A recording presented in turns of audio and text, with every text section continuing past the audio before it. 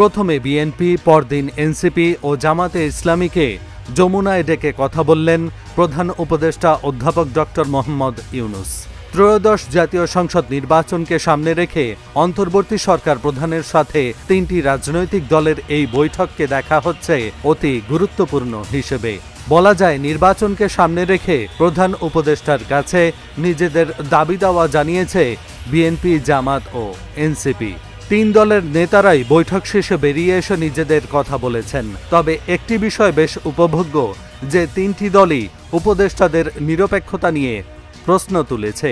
নির্বাচন কমিশন সাংবিধানিক প্রতিষ্ঠান হিসেবে যেভাবে কার্যক্রম করার কথা ছিল সেটা করছে না। কিছু কিছু দলের প্রতি পক্ষপাতিত্ব দেখা যাচ্ছে।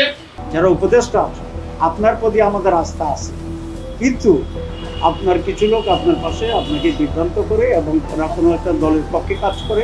আদর্শের মতো ভিন্নতা থাকবে, পথ ও মতের ভিন্নতা থাকবে, এটাই স্বাভাবিক। গণতন্ত্রের সৌন্দর্য হচ্ছে ফুলের বাগান, একটি মাত্র ফুল নয়।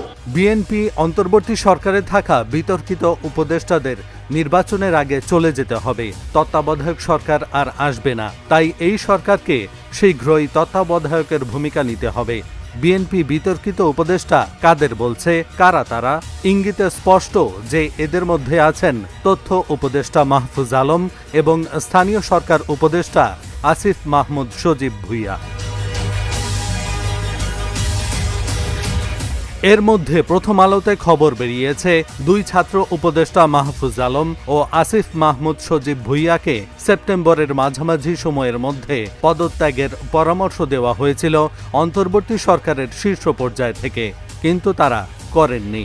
মাহফুজ আলম নিজে না করলেও তার পরিবারের একজন আগামী নির্বাচনে প্রতিদ্বন্দ্বিতা করবেন, এটা এখন পরিষ্কার। আর আসিফ মাহমুদ সজীব ভুইয়া কুমিল্লার মুরাদনগরে বিএনপির স্থানীয় প্রার্থীর সাথে নির্বাচন কেন্দ্রিক দৃশ্যমান দ্বন্দ্বে লিপ্ত।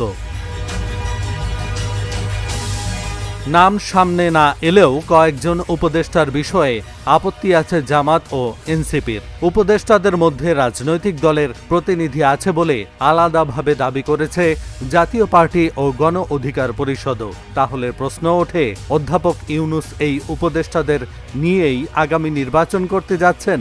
নাগরিক সমাজ এখন জানতে চায়, নির্দলীয় সরকারে থাকা ব্যক্তিদের মধ্যে কারা কোন দলের সঙ্গে সম্পৃক্ত। এহসানুল হক, ঢাকা জার্নাল।